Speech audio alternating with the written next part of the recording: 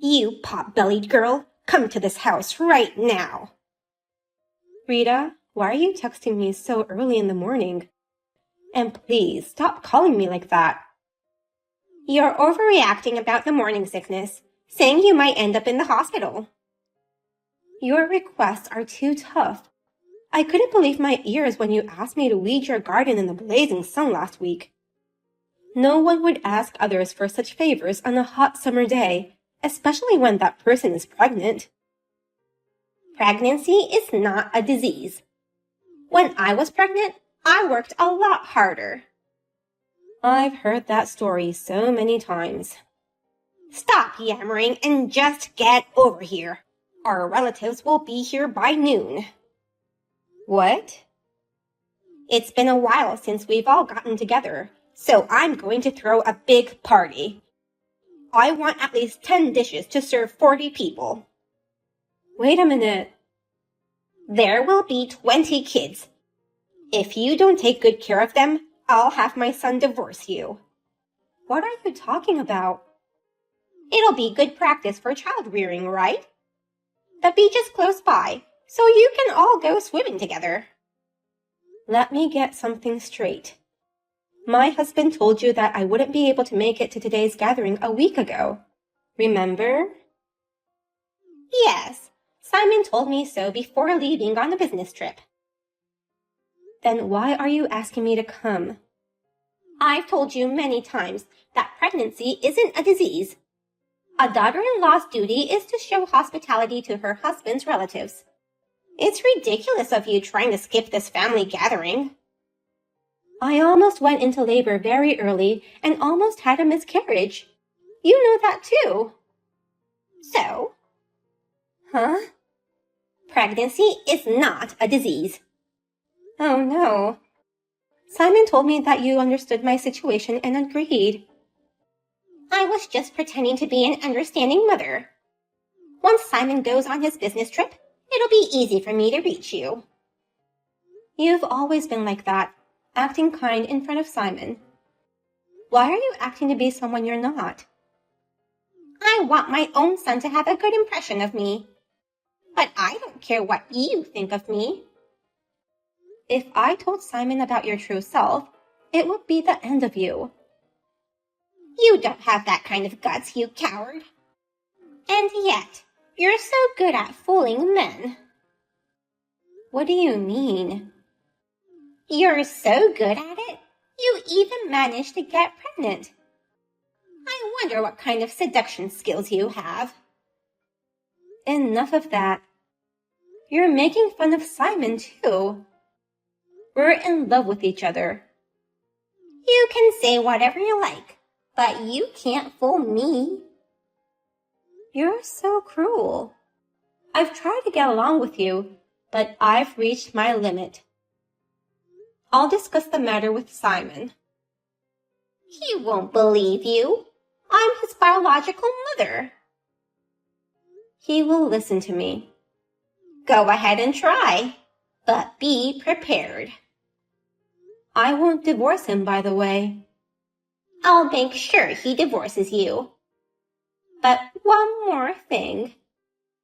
Did you forget that it was my husband who funded your family's factory? He's too good-natured to not even charge them interest. Your husband offered us an interest-free loan for an indefinite period of time. I'll tell my husband. I'll tell him that your parents got him to support them financially by faking those tears. Please, don't do that. Then what's the smart thing for you to do? I'll be there in a few minutes.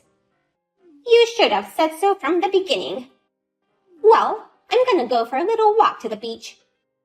You must get everything ready before everyone arrives. My name is Jess, and I'm a 30-year-old pregnant woman about to go into my last month of pregnancy. As you can see, my relationship with my mother-in-law is the worst. Because I got pregnant before marriage, my mother-in-law seems to think that her son is being forced to marry me. This pregnancy was something unexpected, but my husband and I love each other, and we were talking about getting married even before I got pregnant. I've become the mother of my baby, and so I thought I may be able to get along with my mother-in-law, since she is the mother who brought up my beloved husband. I tried helping her when needed, hoping someday she could accept me as her daughter-in-law. But after this incident, I realized how naive my thinking was. My mother-in-law was far more insane than I could ever imagine. Rita, where are you? We're all waiting for you on the beach. Don't you dare disturb me. As soon as I got to the beach, you disappeared. And now I'm in trouble. Come quickly. Whatever. You're the one who brought all the kids here. I was against it since it's so hot today. Swimming is the way to cool off in this heat. All the kids wanted to come. There are 3 more adults coming, right? I've been stopping them from going into the water, but they're getting impatient. When are the others coming? They're not coming. What? I told them I'd take care of them. My reputation's about to explode. What were you thinking? What if something happens to them? That's why you're here. What? I've got some errands to run. Take good care of those kids. Don't let them out of your sight. You want me to look after 20 kids at the beach alone? By myself? I'm in the last month of pregnancy. Tell everyone that I was taking care of them. When you get home, you must explain to them how hardworking I was. I don't care about your reputation. It'll be too late if something happens. What if someone drowns? You can't even babysit kids? Yet, how can you even try to have a baby with my son? Poor Simon. That's not the point. Just get to work. I don't want the kids getting hurt and having people blaming me for it. I can't do it alone. I can't move fast, especially in the sand having a big belly. And it's getting so hot. I'm dizzy. I hope one of the kids gets hurt because of you. Excuse me? It'll be your responsibility. I'm gonna tell everyone that you insisted on watching them alone, even though I opposed it. That's the plot. Then, Simon will surely want to divorce you. Don't bring the kids into this just to harass me. Why are you so mad? I can't believe you would say such things, even if it was a joke. Oh, I'm serious. You're a mother too, aren't you? You raised Simon. How can you say such a terrible thing? Simon was a smart boy. But kids these days are so bratty. They're all sweet and honest. Oh, that guy is so handsome. Nice muscles. What the hell are you doing? Watching a handsome guy. I don't get you anymore. And it's so hot. Ugh, my belly hurts. Don't lie to me about having labor pains again. No, something's wrong. You're overreacting. You just probably ate too much. Well, good luck with babysitting. Hey, Jess, where the hell are you? The kids are nowhere to be seen. Mom, Jess just passed away. I can't believe you're pretending to be Simon. Stop joking around. It's really me, your son, Simon. Simon's on a business trip, right? Stop lying. The meetings ended earlier than planned, so I came home. Jess wasn't there, so just as I was about to call her, I got a call from the hospital. What? So you're really Simon? I've been telling you so. Anyway, explain what's going on. I made it clear that Jess wouldn't be going to the gathering since she's in the last month of her pregnancy. Oh, but I didn't know she was on her last month. And Jess said it herself that she could be here. And? She just sat there. I didn't make her do anything. And? When I told her I was going to the beach with the kids, she insisted on accompanying me. And before I knew it, she was gone. I guess she went to the hospital. And? It's such a sad accident to lose her. I can't believe it. But Simon, this is your chance. You're no longer forced to marry her. You've just been seduced. You'll find a better woman, suited to be your wife. You should look for a rich girl next time. You're trash. What? I am embarrassed to have you as my mother. The thought of having half your blood in my veins make me want to puke. How dare you say such things to me? You're certainly not Simon. That boy would never say such awful things to me. You know nothing about me. You never really cared about me. The only thing you care about is yourself. Oh, come on. Don't be so cynical. I'm sick and tired of you being so vain and selfish. I felt like you were using me as your ATM after I started working, but I didn't say anything until now. I never meant to make you feel like that. As long as I sent you money, you wouldn't bother me, so I let my guard down. I had no idea that Jess was being treated so badly by you. I don't know what you're talking about. Don't lie to me. Jess kept quiet and endured so as not to worry me. Even when I asked her if you had done something to her, she just laughed and said she was fine. I failed her as a husband. I have no idea what you're talking about. It's just a misunderstanding. I saw your texts. You knew she was in the last month of pregnancy and still you forced her to do your bidding, didn't you? You can't lie anymore. Did you see the actual text history? The actual texts were erased. Then you have no proof. Without proof, it's just a theory. Plus, you can't rely on the witness of drunken adults and kids. But Jess took screenshots of the whole conversation between you and her. What? And the kids said your actions were weird. What would the kids know? Don't make fun of them. Kids are sensitive. You're just gonna believe what the kids tell you? Their words hold no water. Then how about a video? Huh?